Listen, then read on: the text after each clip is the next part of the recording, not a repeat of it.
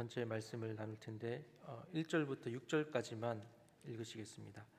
사무엘상 30장 1절부터 6절까지만 읽겠습니다.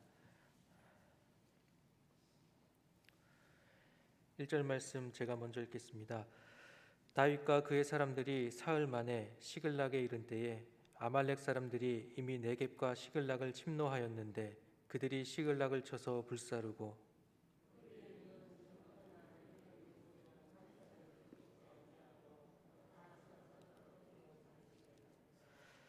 다윗과 그의 사람들이 성읍에 이르러 본즉 성읍이 불탔고 자기들의 아내와 자녀들이 사로잡혔는지라.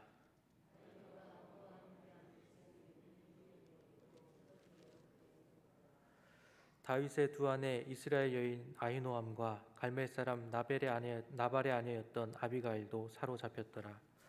백성들이 자녀들 때문에 마음이 슬퍼서 다윗을 돌로 치자 하니 다윗이 크게 다급하였으나 그의 하나님 여호와를 힘입고 용기를 얻었더라. 아멘.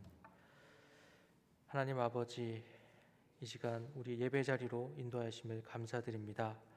하루의 첫 시간 주님 앞에 온전히 선 은혜의 시간 되어질 수 있도록 인도하여 주옵소서. 또한 감사의 제목, 기도의 제목으로 올려드리는 예물을 기뻐 받아 주옵시고 아버지의 선하신 뜻에 따라 인도하여 주옵소서. 감사드리며 이 모든 것 우리 주 예수 그리스도의 이름으로 기도드립니다. 아멘. 우리는 어제 나눈 말씀에서 이 블레셋이 이스라엘과 전쟁을 준비하는 가운데 가드의 왕 아기스의 요청으로 다윗도 함께 참여하게 된 것을 보았습니다. 다윗에게는 동족을 상대로 칼을 휘둘러야 하는 이런 위기 가운데 놓이게 된 것이지요. 이러한 상황까지 이르게 된 원인은 다윗이 이스라엘을 떠나서 블레셋으로 갔기 때문이었습니다.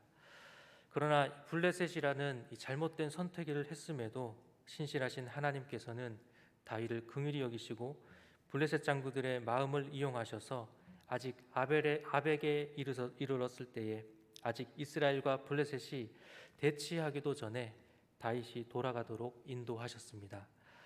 비록 잘못된 선택이었을지라도 인도하시는 하나님을 경험한 것입니다. 이제 다윗에게는 어떠한 변화가 있는지 30장 전체의 말씀을 통해서 함께 나눠보고자 합니다.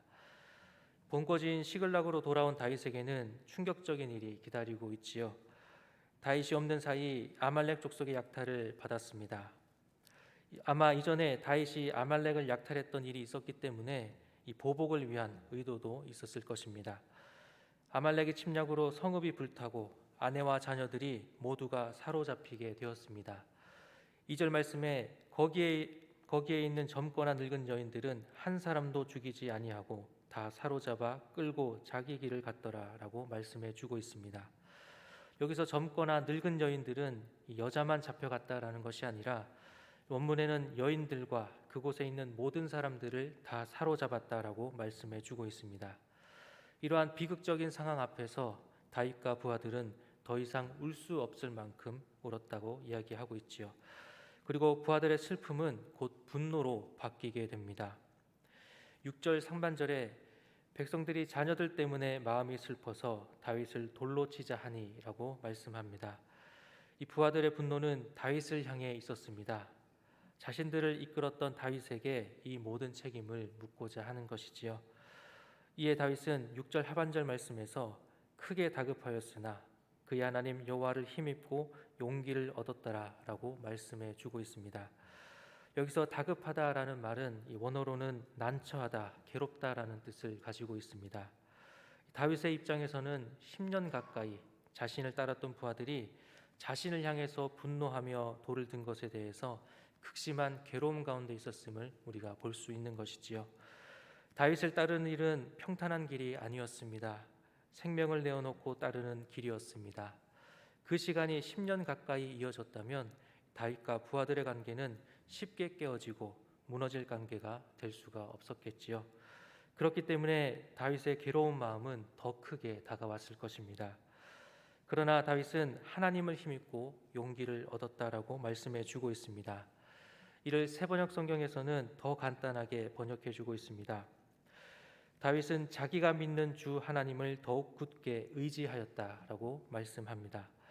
다윗은 부하들이 자신을 향해 돌을 든 다급한 상황에 있을 때에, 극심한 괴로움 가운데 있을 때에 더욱더 하나님을 의지했습니다.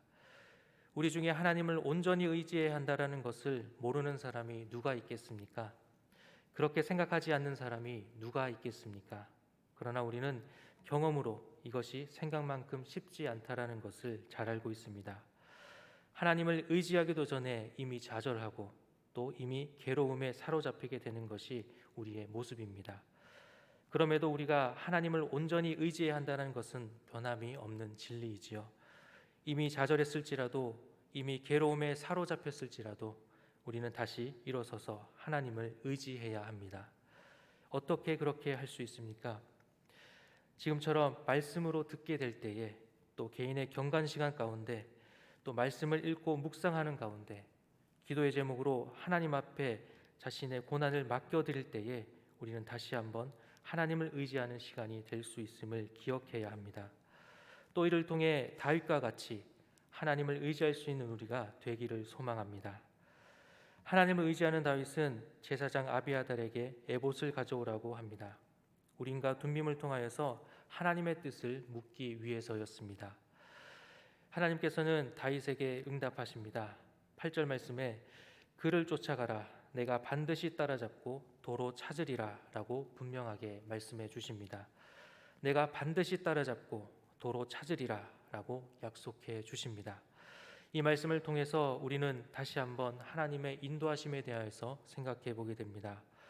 단순히 다윗이 싸워서 이기고 회복할 것이다 라는 것만이 아니라, 가장 중요한 것은 시글락이 침략당했지만 모든 사람이 죽지 않고 아직 살아있다라는 것이었습니다.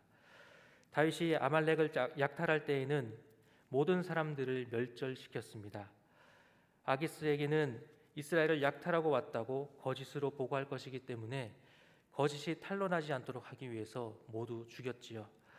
다윗은 모두를 죽였지만 아말렉은 죽이지 않았습니다. 모두를 사로잡았습니다. 그렇게 한 데에는 노예로 팔기 위해서였습니다. 죽이기보다는 노예로 팔아서 금전적인 이득을 얻는 것이 더 좋은 기회가 되기 때문이지요. 덕분에 다윗과 부하들의 가족들은 죽지 않고 살아있을 수 있었습니다. 악한 자들의 행동, 또 악한 자들의 생각마저도 하나님의 주권 아래 있음을 우리는 보게 됩니다. 하나님의 약속을 확인하고 다윗은 하나님께서 승리하게 하실 것을 확신하게 되지요. 확신하게 된 데에는 이스라엘과의 전쟁에 참여할 뻔했다가 하나님의 인도하심으로 다시 돌아오게 된 경험이 있었기 때문이었습니다. 다윗이 하나님을 온전히 의지하고 확신하게 되었을 때에 하나님께서는 어떻게 인도하고 계십니까? 첫 번째는 자신을 향해 분노하는 부하들을 다시 이끌고 아말렉 족속을 향해 나아간 것입니다. 여전히 자신을 향해 원망을 쏟아내는 부하들을 다시 설득해서 전투를 준비하는 것이 쉽지는 않았을 것입니다. 그럼에도 부하들이 다시 마음을 가다듬고 다윗을 따라 나선 것은 다윗에게서 확실한 믿음과 또 확신을 확인할 수 있었기 때문입니다. 하나님이 승리를 약속하신 사람, 하나님이 함께 하시는 사람임을 이 부하들도 확신하게 된 것이지요. 두 번째는 두려움이 없었던 것입니다. 다윗을 따르는 부하들이 600여 명이 있었습니다. 그런데 추격하는 중에 이 계속된 행군으로 지친 자들이 나타나게 되지요. 다윗은 지친 자들 200여 명을 과감히 그곳에서 머물고 쉬게 합니다. 나머지 군사들과 함께 다시 추격에 나섭니다. 전투에서 승리하는 데 숫자가 중요했다면 절대로 그렇게 하지 못했을 것입니다. 전투에서 승패는 하나님께 있음을 확신했기 때문에 가능한 선택이었지요. 세 번째는 애굽 사람을 만난 것입니다. 이 애굽 소녀는 아말렉 사람의 종이었다가 병들어 버림을 받은 사람이었습니다. 병들어서 버림을 받은 사람이었습니다. 며칠 전까지 아말렉 족속이 어디서 어떻게 활동했는지를 알려줄 수 있는 아주 중요한 사람이었습니다. 하나님께서는 자신을 의지하는 자에게 구체적인 방법도 방향도 준비해 주시는 분이심을 우리는 볼 수 있습니다. 이러한 하나님의 인도하심 가운데 다윗은 아말렉을 따라잡고 모든 것을 회복했습니다. 그리고 오히려 전리품을 얻게 되지요. 이 전리품을 나누는 과정에서도 우리는 다윗의 중심을 보게 됩니다. 지쳐서 함께하지 못한 200명에 대해서 전리품을 나눠주지 말자라고 하는 무리가 있었습니다. 그러나 다윗은 그렇게 하지 않겠다라고 말합니다. 그 이유가 무엇입니까? 23절과 24절에 이렇게 말씀합니다. 다윗이 이르되 나의 형제들아 여호와께서 우리를 보호하시고 우리를 치러 온 그 군대를 우리 손에 넘기셨은즉 그가 우리에게 주신 것을 너희가 이같이 못하리라. 이 일에 누가 너희에게 듣겠느냐? 전장에 내려갔던 자의 분깃이나 소유물 곁에 머물렀던 자의 분깃이 동일할지니 같이 분배할 것이니라 라고 말씀해 주고 있습니다. 전쟁을 하나님께서 승리하게 하신 것이기 때문에 모두가 똑같이 나누겠다라는 것이지요. 승리가 하나님께 있다라는 것을 인정하는 다윗의 모습을 우리는 확인할 수 있습니다. 우리는 오늘 말씀을 통하여서 하나님을 의지하는 다윗의 모습을 보기를 원합니다. 시글락으로 돌아왔을 때에 초토화된 모습을 보면서 더 이상 울 수 없을 만큼 울었습니다. 부하들마저 자신을 향해 원망하며 분노하고 돌을 들었습니다. 10년을 따르던 부하들의 모습을 보며 다윗은 괴로워하게 됩니다. 이러한 다급한 상황 가운데, 이러한 괴로운 상황 가운데서 다윗은 하나님을 의지하며 다시 일어섰습니다. 여러분은 어떠한 고난과 어려움을 겪고 계십니까? 어떠한 괴로움을 안고 계십니까? 각자가 가진 고난이 어떠한 것이든지 우리를 다시 일으켜 세우실 분은 하나님이신 줄 믿습니다. 오늘 말씀을 통하여서 다시 하나님을 의지하며 일어설 수 있는 우리 모두가 되기를 소망합니다. 기도하시겠습니다.